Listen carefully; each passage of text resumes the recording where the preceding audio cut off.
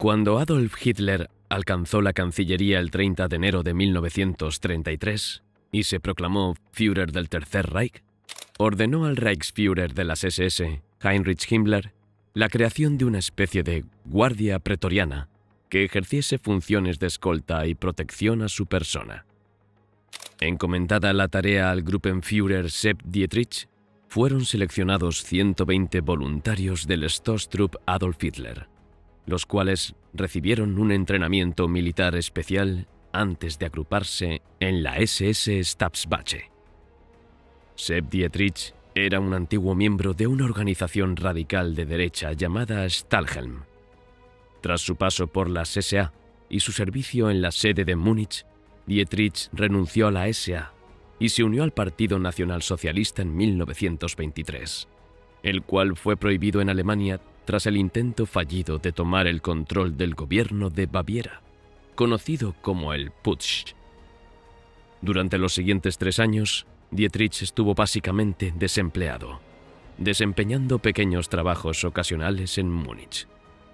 En 1928, cuando el Partido Nacionalsocialista se había reagrupado y de nuevo fue ganando poder en Alemania, Dietrich ingresó nuevamente y fue asignado a las ya ascendentes SS.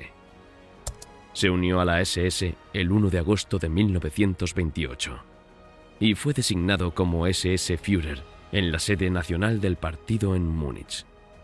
La Stabswache ubicó a su personal en el cuartel Alexander de la calle Friedrichstraße de Berlín, muy cerca de la Cancillería del Reich, donde a partir de mayo de 1933 amplió su plantilla con 3 nuevas compañías que se agruparon en el Sonderkommando Zossen.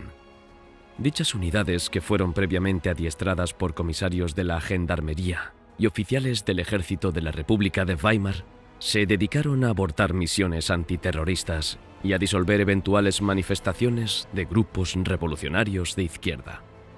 Y ahora, mientras te sumerges en la fascinante historia de las Waffen-SS, quiero compartir contigo una oportunidad única. Imagina viajar a través del tiempo y el espacio de manera segura y sin restricciones. NordVPN es un software que te permite cambiar tu ubicación y acceder a contenidos exclusivos que se encuentran restringidos geográficamente. Desde Finlandia hasta Sudáfrica, de Japón a Brasil, NordVPN cubre casi todo el globo, con sus más de 6.000 servidores presentes en 61 países. Al mismo tiempo que accedes a este contenido exclusivo, NordVPN también estará asegurándose de que navegues por Internet de forma segura y anónima. ¿Y cómo es esto posible? Pues porque en todo momento, NordVPN estará resguardándote con su protección antiamenazas, que bloquea la descarga de archivos maliciosos, sitios de phishing y rastreadores que recopilan tus datos de navegación, garantizando de este modo tu seguridad, privacidad y comodidad online. Si te interesa NordVPN, el enlace que te estaré dejando en la descripción y el comentario fijado te dará acceso a una oferta exclusiva para ti, seguidor. Y si no estás satisfecho con los resultados, en esta oferta estará incluida una garantía de devolución del dinero durante los próximos 30 días. Un gran agradecimiento especial a NordVPN por colaborar con nosotros en este episodio. Gracias a las innumerables solicitudes de inscripción, en junio de 1933 se reclutaron 3 nuevas compañías que integraron el Sonderkommando Jüterbog, siendo dicha formación fusionada al Sonderkommando Zossen en septiembre, durante una celebración del Congreso del Partido Nacionalsocialista de los Trabajadores Alemanes, que terminó con la creación del estandarte Adolf Hitler. Esta nueva guardia, que fue presentada al público el 9 de noviembre de 1933, en una ceremonia frente al templo Felderhalle de Múnich, mediante un juramento de fidelidad al Führer. Yo te juro, Adolf Hitler, Führer y Canciller del Reich, fidelidad y valor. Prometo obediencia a ti y a los superiores por ti designados. Que Dios me ayude. Esta división fue definitivamente rebautizada con el nombre de Leibstandarte SS Adolf Hitler. A finales de 1933, la Leibstandarte fue ubicada en el cuartel de Berlín-Lichterfelde con un personal de 986 soldados alemanes y austríacos, los cuales fueron ampliados en 1935 con un total de 2.551 efectivos. Entre sus funciones a realizar estuvo la de proteger la Cancillería del Reich mediante patrullas móviles o fijas, en turnos de 24 horas al día, o escoltar al Führer a mítines y reuniones públicas. Al mismo tiempo, también ejercieron algunas labores secundarias, como vigilar el cuartel general de la Gestapo, e incluso algunos miembros fueron elegidos como ayudantes del propio Hitler en servicios de criados, choferes o camareros. Mientras la Leibstandarte se iba construyendo en Berlín, simultáneamente fueron proliferando otras unidades similares en Alemania, de forma independiente a la Allgemeine SS. Bautizadas como Verfügungstruppe, estas fuerzas de choque estuvieron conformadas por tropas político-paramilitares que siguieron un estricto entrenamiento, centrado de manera muy exclusiva en el deporte y el atletismo. En junio de 1934, durante la llamada Noche de los Cuchillos Largos, la Leibstandarte efectuó las tareas de eliminación de miembros no deseados, tales como Ernst Röhm, quien había caído en desgracia ante Hitler por su abierta hostilidad hacia su persona al crearle conflictos con la Reichswehr. Sepp Dietrich y Theodor Eicke fueron los verdugos de Röhm. En virtud de los servicios prestados en aquella jornada, Hitler ascendió a SS Obergruppenführer, a Sepp Dietrich, y la división Leibstandarte SS Adolf Hitler, comandada por él, recibió un trato muy especial, elevándose a la división de élite de las SS. Para 1935, la Leibstandarte SS Adolf Hitler ya rondaba los 2.660 miembros. La instrucción de combate comenzó a ser extremadamente rigurosa y su proceso de selección aún más estricto. Esto la diferenciaba fundamentalmente de la Wehrmacht. Además, Himmler intentaba separar y darle autonomía a las SS respecto a la Wehrmacht, que no veía con buenos ojos la formación de tropas de combate paralelas. Por otro lado, Joseph Dietrich consiguió además de Hitler la autonomía necesaria de la misma organización SS, pasando por encima del mismo Himmler. La Leibstandarte se financiaba directamente con fondos estatales y no del partido, lo que no ocurría con el resto de las SS. A la Leibstandarte se la proveyó de los mejores instructores, armas de fuego, artillería e instrucción. Dietrich, en su empeño por convertir en autónoma a esta unidad especial, generó rivalidades con las otras divisiones SS. Sin embargo, los conflictos generados no escindieron a la Leibstandarte del resto de la organización. Lo que impedía la total independencia era el aprovisionamiento logístico. Las SS dependían logísticamente de la Wehrmacht. Hitler, para no entrar en conflictos con la Wehrmacht, las puso bajo la administración del mismo ejército como divisiones de apoyo, pero por otro lado, también deseaba la completa autonomía de sus tropas de élite. Para entrenamiento y adoctrinamiento, se implementó en Bad Tölz una academia de guerra, gracias a las iniciativas de Paul Hauser. El cuartel oficial de la Leibstandarte SS Adolf Hitler fue instalado en Lichterfelde, cercano a Berlín. Hauser, a pesar de la oposición de Dietrich, hizo las veces de enlace entre las SS y la Wehrmacht, amortiguando en parte los obstáculos. En los años posteriores, Hauser ejerció la inspección de las escuelas y de las recién creadas Waffen-SS.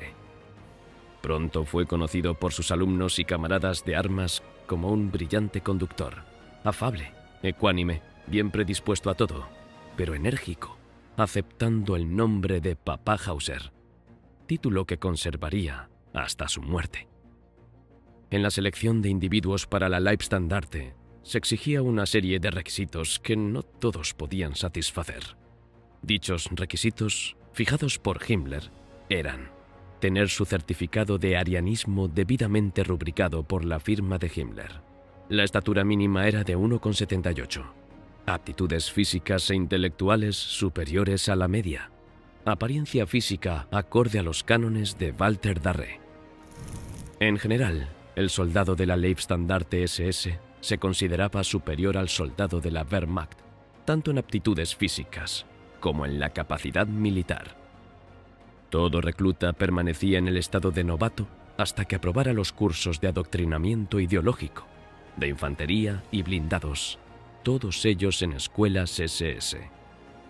Los ejercicios eran en la mayoría de los casos con fuego real. Además, un soldado debía ser capaz de colocar una mina magnética sobre un tanque que estuviera pasando sobre él. Muchas de las tácticas de instrucción fueron ideadas por Reinhard Heydrich. La instrucción en general era tan rigurosa como la de los afamados comandos británicos. En el fondo, esta política para formar supersoldados se veía sustentada por las burlas que hacían inicialmente las SA de ROM a las SS como soldados de asfalto sin valor militar. En Bad Tolz, la academia contaba con campo de fútbol, salas de boxeo, gimnasios muy completos, piscinas. Los instructores eran casi todos campeones olímpicos en su especialidad. El curso se complementaba con entrenamiento en alta montaña, asaltos en playas hostiles, neutralización de las trampas cazabobos y realización de incursiones como comando en territorio enemigo. La idea de Hauser era formar un supersoldado atleta capaz de efectuar rápidos asaltos a posiciones enemigas, resolver situaciones de peligro, asumir liderazgo en combate y plantear iniciativas a sus superiores. Por otro lado, en la inculcación ideológica, el aspirante era concienciado a fondo en su odio hacia el judío y al comunismo. Esto era esencial, pues se realizarían tareas represivas en contra de poblaciones declaradas enemigas del Reich. El aspirante o novato podía renunciar libremente si no resistía al entrenamiento. Luego de prestado el juramento, el vínculo era indeclinable hasta la muerte. De hecho, durante el entrenamiento se instaba por presión psicológica a que el novato renunciara a las SS. De este modo, aquellos que no podían soportar la presión psicológica o el entrenamiento físico eran filtrados. El producto final eran supersoldados de lealtad comprobada. Cuando se acercó el comienzo de la guerra, Heinrich Himmler solicitó la formación de varias unidades de combate a partir de los SS Standarten, sujetas a los marcos disciplinarios de las SS y ajenas a la jurisdicción de las tropas de la Wehrmacht, de forma que las fuerzas de las Waffen-SS solamente fuesen responsables ante Hitler y tácticamente dirigidas por Himmler, cuidando de otorgarles un entrenamiento, intendencia y munición de la mejor calidad, superior incluso a las de la Wehrmacht. El reclutamiento también sería riguroso y selectivo, exigiendo a los aspirantes destrezas físicas y mentales sobresalientes, así como un origen ario intachable. Al principio, las Waffen-SS fueron dotadas con armamento de segunda mano, y el material y equipo de muchas unidades eran de origen checoslovaco y austriaco. Esta política continuó durante toda la guerra, a excepción de un selecto grupo de divisiones formadas con personal de origen germánico, que fueron dotadas con el mejor material.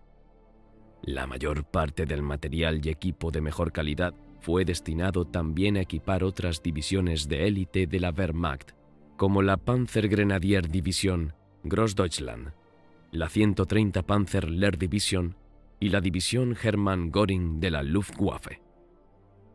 Las tres unidades resultantes de las SS fueron debidamente armadas y participaron en la invasión de Polonia. El rendimiento de las Waffen-SS fue mediocre durante estas campañas. El pobre rendimiento inicial de estas unidades fue precisamente debido a que en la práctica Himmler privilegió el énfasis en el adoctrinamiento político y en la adhesión ciega al nacionalsocialismo más que en la instrucción puramente militar antes de la guerra. Esto sucedió en gran parte a causa de la escasez de instructores experimentados, que prefirieron permanecer con el ejército regular, que se consideraba más técnico que unidades bélicas tan ideologizadas como las Waffen-SS. La experiencia ganada en las campañas de Polonia, Francia y de los Balcanes, y la peculiar forma de adiestramiento, pronto convirtieron a las Waffen-SS en auténticas unidades de élite. Pensadas las Waffen-SS como un ejército nórdico. Según sus teóricos, el Reichsführer de las SS, Heinrich Himmler, decidió poner en marcha su idea entre finales de 1940 e inicios de 1941.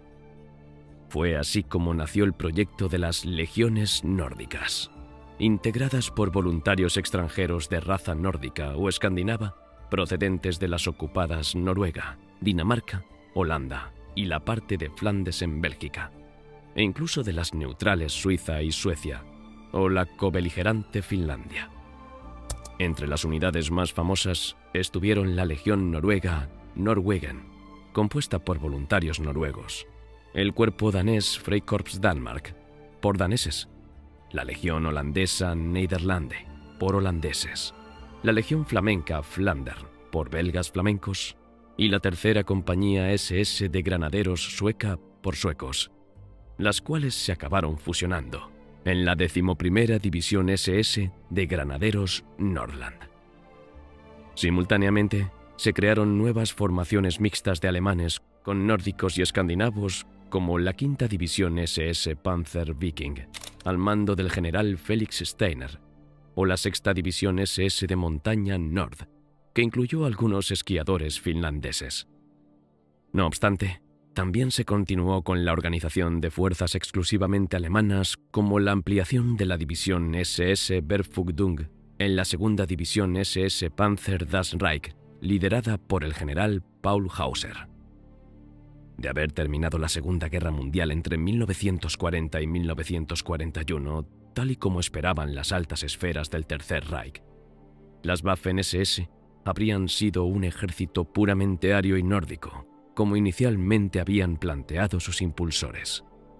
Sin embargo, factores como la prolongación de la contienda en el tiempo, la extensión del conflicto más allá del norte de Europa hacia otros escenarios, y sobre todo, mantener una alianza con los más dispares países, que racialmente en nada se asemejaban a Alemania, echaron por tierra la propaganda nacionalsocialista de justificar la guerra como una defensa de la limpieza de sangre alemana.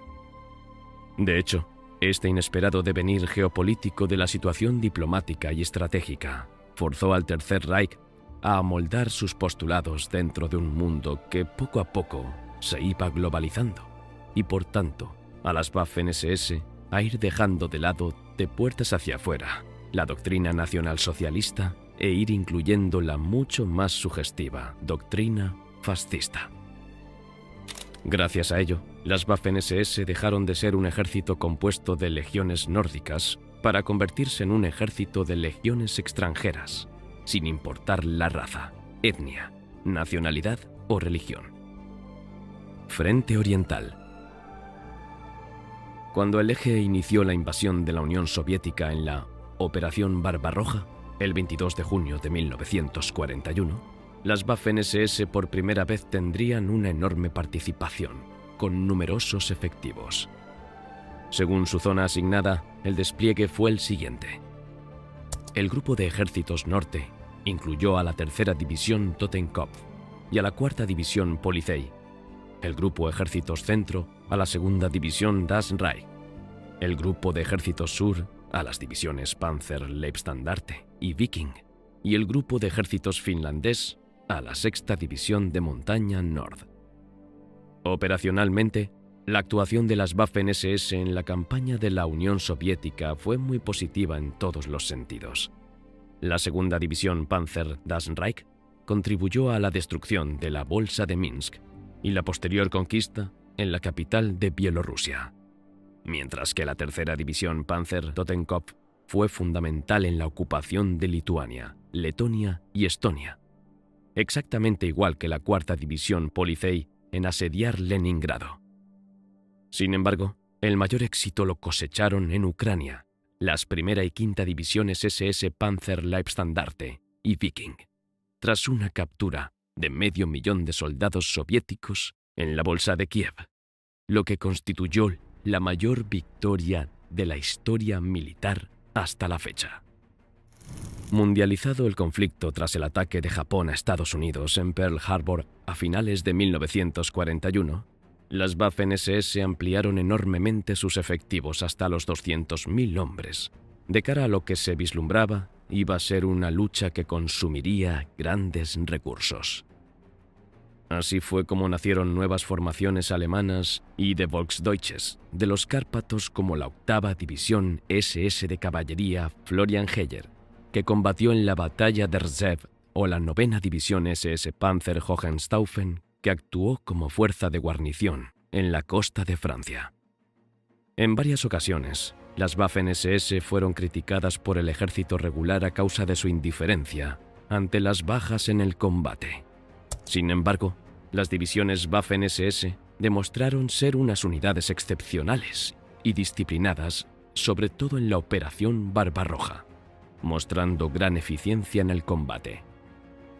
El duro entrenamiento y el excelente suministro de armas y municiones tornaron a las Waffen-SS en unidades de elevado prestigio bélico, dotadas además de una obediencia absoluta y fanática hacia Hitler. La suma de estos rasgos tornó a las Waffen-SS en las unidades militares predilectas del Führer. Las Waffen-SS probaron de verdad su valor durante la tercera batalla de Kharkov, donde el segundo SS Panzerkorps, bajo el mando del Brigadeführer Paul Hauser, recobró la ciudad y paró la ofensiva soviética, salvando a las fuerzas del grupo de ejércitos de Erich von Manstein. Tras la derrota del Eje en la batalla de Stalingrado, en febrero de 1943, que modificó el curso de la Segunda Guerra Mundial en favor de los aliados, las Waffen-SS agruparon a las divisiones Leibstandarte, Das Reich, Totenkopf y Viking en el SS Panzerkorps, al que dotaron de los nuevos modelos de tanques Panzer y Tiger. Esta fusión de fuerzas llevó a las Waffen-SS a reconquistar la ciudad de Kharkov, causando un significativo revés al Ejército Rojo, y posteriormente a la Operación Ciudadela, que siguió con la batalla de Kursk, donde el cuerpo SS Panzer destruyó en una sola jornada más de 300 tanques soviéticos en la batalla de Prokhorovka. En ese cuerpo Panzer de las SS se encontraban prácticamente los mejores soldados y comandantes de todo el ejército alemán. En la punta de lanza estaba la Leibstandarte, liderada por el Sturmbannführer Teddy Wisch. Uno de los mejores soldados que tuvo esta división fue Werner Wolf.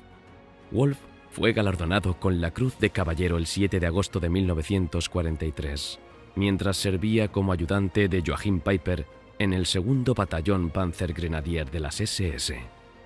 Peiper recomendó a Wolf por sus acciones después de tomar el mando del 13º Batallón. A raíz de las heridas que sufrió su comandante durante la batalla de Kursk, a principios de julio detuvo el ataque de un tanque ruso. Wolf destruyó un tanque único y se negó a entregarse y rendirse en el campo de batalla frente al ataque ruso. En noviembre de 1943, Wolf recibió un disparo en el muslo y debieron de amputarle la pierna. Sin embargo, cuando llegó la orden médica para operarle, Wolf mostró su pistola y le advirtió al médico que no estaba dispuesto a perder una pierna, llegando incluso a disparar al suelo como advertencia. Wolf tuvo luego una recuperación completa. Joachim Peiper, en ese momento, ostentaba el rango de Obersturmbannführer. El 12 de marzo de 1943 fue uno de los días clave para Peiper, en pleno apogeo de la tercera batalla de Peiper en Kharkov.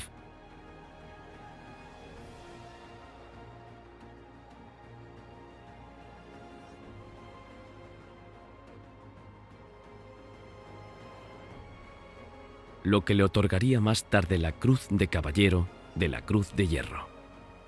Otro de los destacados soldados de la Leibstandarte en Kursk fue el As Panzer Michael Wittmann. Wittmann formaba parte del ala sur que salió de Vykovka y arremetió contra Streletskoye, siendo su primera víctima un cañón anticarro al que volatilizó, luego un tanque lanzallamas OT-34 al que envolvió en una bola de fuego, y finalmente una segunda pieza a la que aplastó con sus cadenas, antes de asomarse por la escotilla y matar con su metralleta MP-40 a varios infantes. Tan solo en la primera jornada de Kursk eliminó a 8 carros y 7 cañones, mientras que durante la segunda la del 6 de julio, neutralizó una batería artillera al salir de un bosque cerca de Lutski y acabó con un blindado KV-1. Unos éxitos que se repitieron el día 7 sobre las inmediaciones de Tetrovino, con 7 tanques más pulverizados y 19 piezas. Sin embargo, su mayor prueba fue sin duda en la batalla de Prokhorovka, porque un cuerpo acorazado del Ejército Rojo cargó contra su unidad, tratando de acortar distancias para traspasar más fácilmente la coraza del Tiger, algo que permitió a Widmann volar un T-34 tras otro, en medio de una auténtica cacería. Una vez finalizada la batalla de Kursk a mediados de julio, el palmarés del intrépido carrista bávaro era de 30 tanques destruidos y 36 piezas de artillería. En la segunda división Panzer das Reich destacaba el Sturmbannführer Christian Tixen. Fue uno de los comandantes de combate más respetados de Das Reich y era legendario por su valentía en el combate. La división Das Reich tenía una reputación de combate temible, participando en casi todos los principales enfrentamientos de la Segunda Guerra Mundial. Se desempeñó excepcionalmente bien bajo algunos de los comandantes más capaces y enérgicos de las Waffen-SS. Los tanques de la Panzergrenadier Division Das Reich desempeñaron un papel clave en la campaña de Kharkov a principios de 1943. La división eliminó un total de 292 tanques soviéticos ISU en la campaña Kharkov-Belgorod y perdió 77 tanques y cañones de asalto. El tanque de mando del Sturmbannführer Christian Tixen era un Panzer II.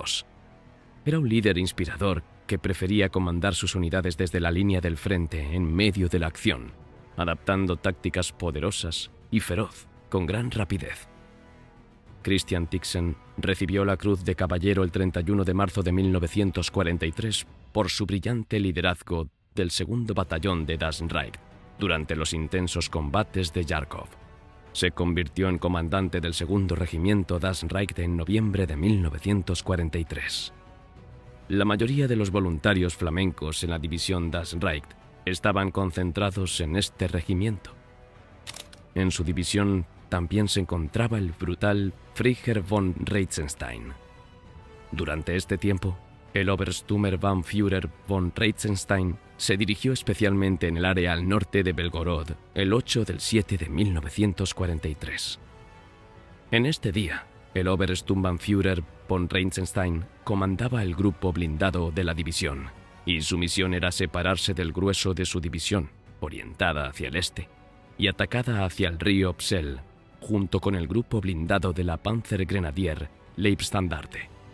El objetivo de este movimiento era facilitar el avance de las unidades en el corps vecino.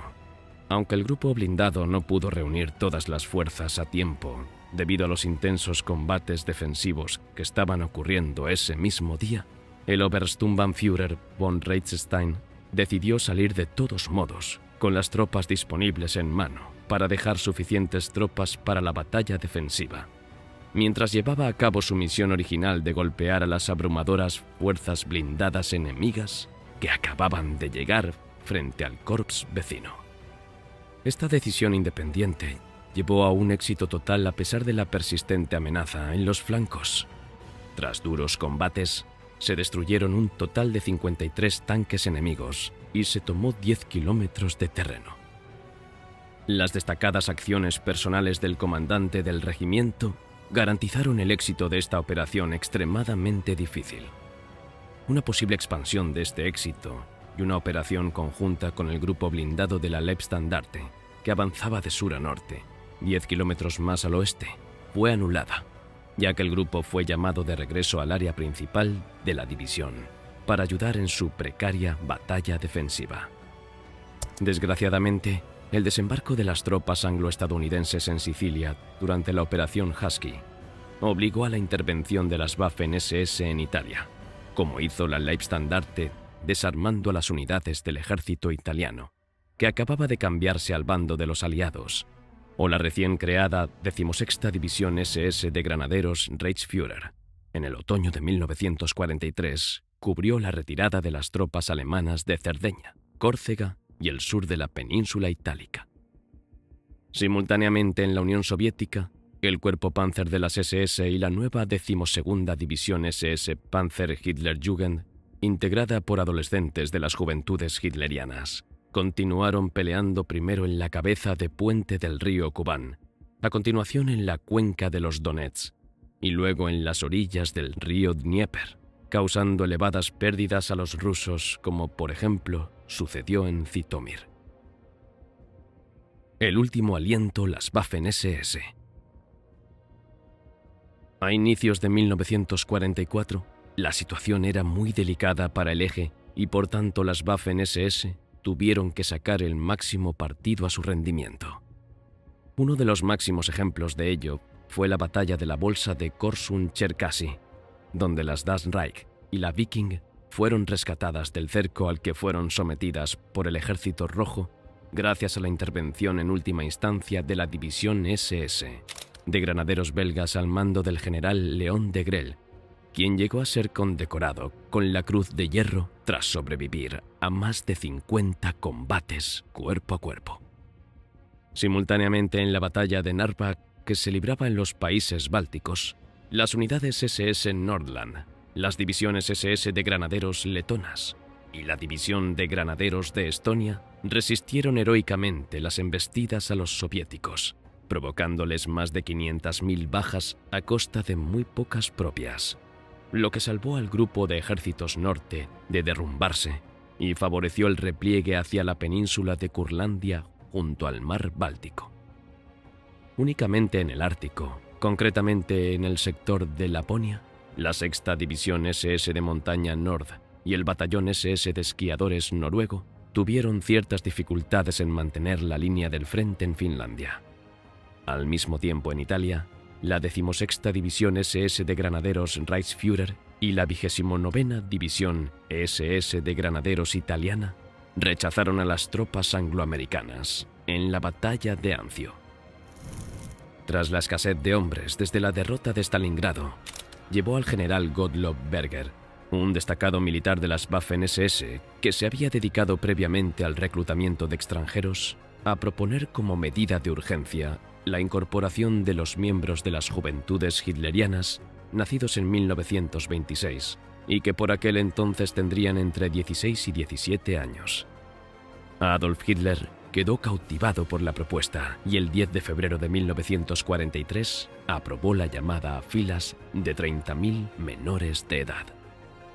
Fruto de la casualidad, a principios de junio de 1944, la 12ª División SS Panzer Hitlerjugend fue trasladada a la ciudad belga de Hasselt en lugar de ser enviada al frente del este, como estaba previsto.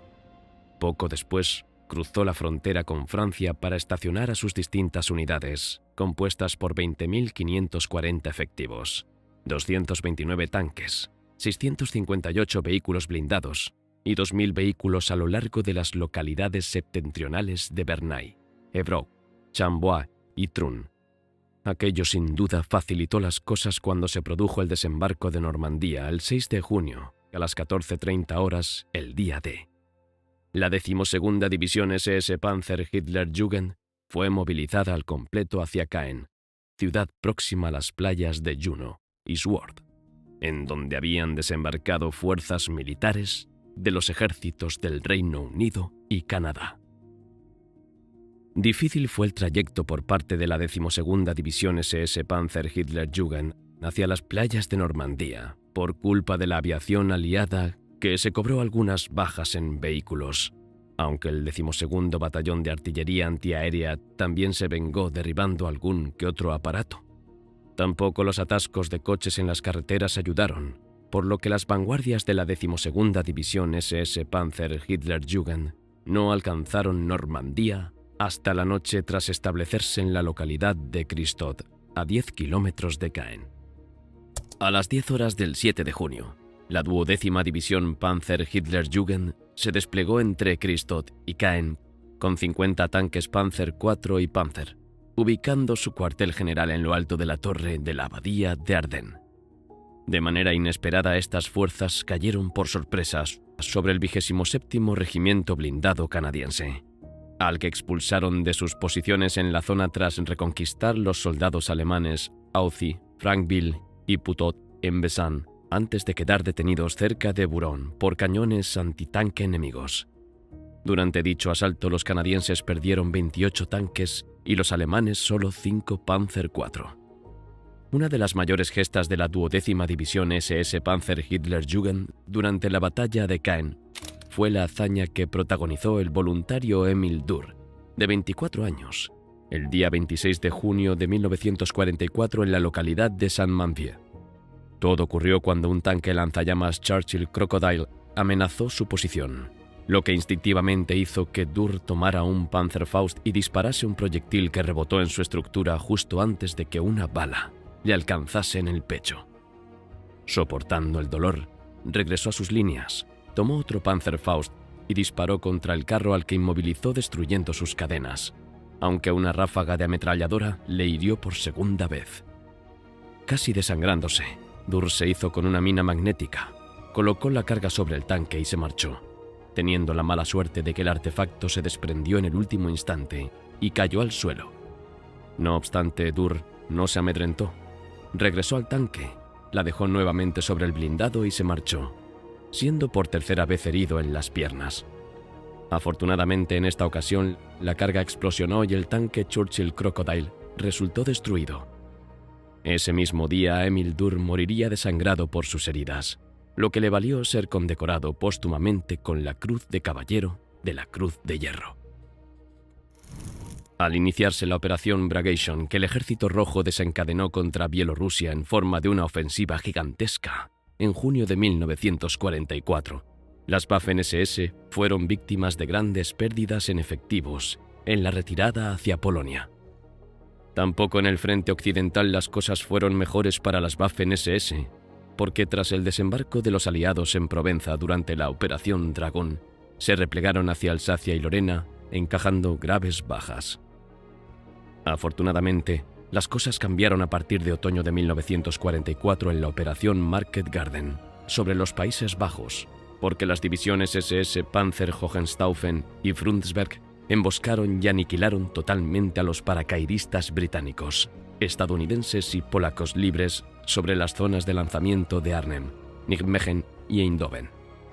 Sin embargo, la acción más espectacular tuvo lugar durante la Batalla de las Ardenas entre finales de 1944 e inicios de 1945, cuando las principales divisiones Panzer de las SS irrumpieron en los bosques de Bélgica y Luxemburgo, rompiendo temporalmente el frente enemigo con los nuevos blindados King Tiger en vanguardia, logrando hacer más de 13.000 prisioneros norteamericanos y destruyendo centenares de tanques enemigos.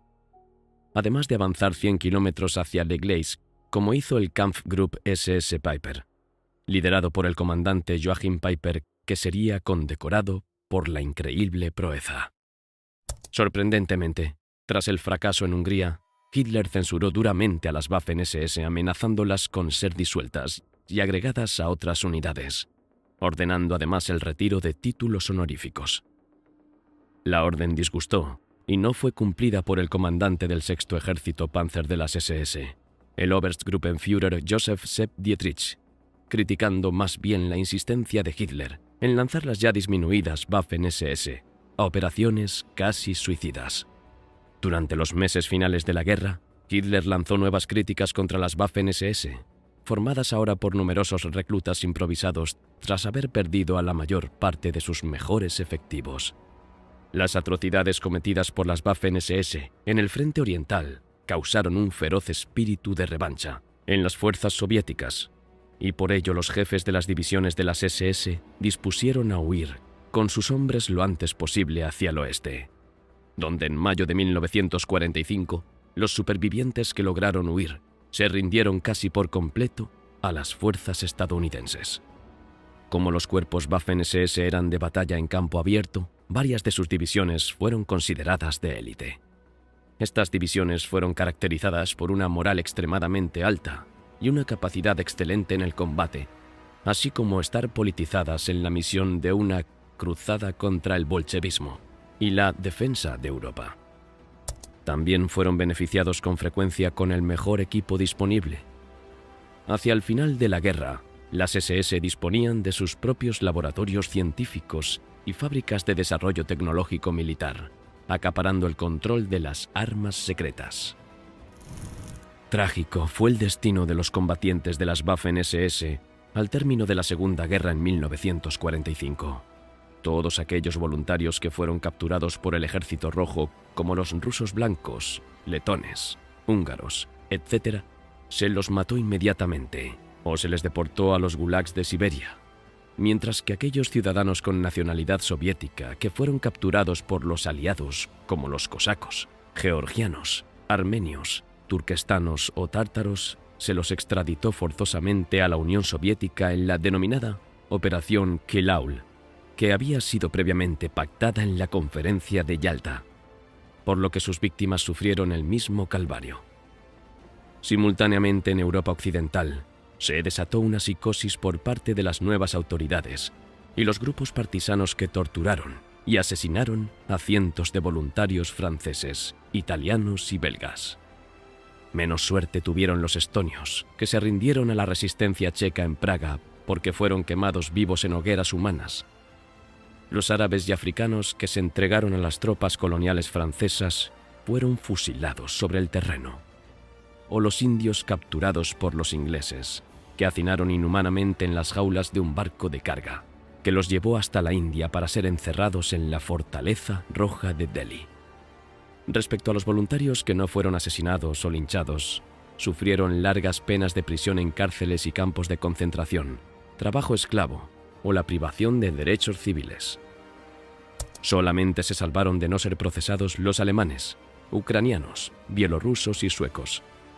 Los primeros por ser un ejército regular reconocido, los segundos porque fueron protegidos por gestiones del Vaticano, los terceros porque se les concedió el perdón a cambio de servir en la Legión extranjera francesa, y los cuartos porque Suecia era neutral y los recibió como héroes al regresar a su patria.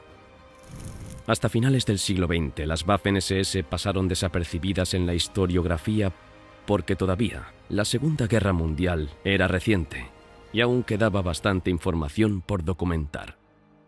Sin embargo, al aproximarse el fin de la Guerra Fría en 1991 y posteriormente la entrada en el siglo XXI, las Waffen-SS adquirieron una importancia fundamental de cara al estudio del último conflicto mundial, porque constituyeron el primer ejército multinacional que incluyó bajo una misma institución común a voluntarios de los 5 continentes, de los países de los dos bandos enfrentados, de las colonias, de naciones neutrales, etc. Este fenómeno único, que además de hacerse realidad, algo ya difícil de por sí, también se haría popular porque la calidad multicultural de sus combatientes fue muy superior al resto de contendientes, tanto amigos como enemigos, protagonizó unas gestas bélicas espectaculares y a veces imposibles. Ante tales hechos, la existencia Waffen-SS fueron un suceso imprescindible para la comprensión del conflicto entre 1939 y 1945, y uno de los episodios más interesantes de la historia universal.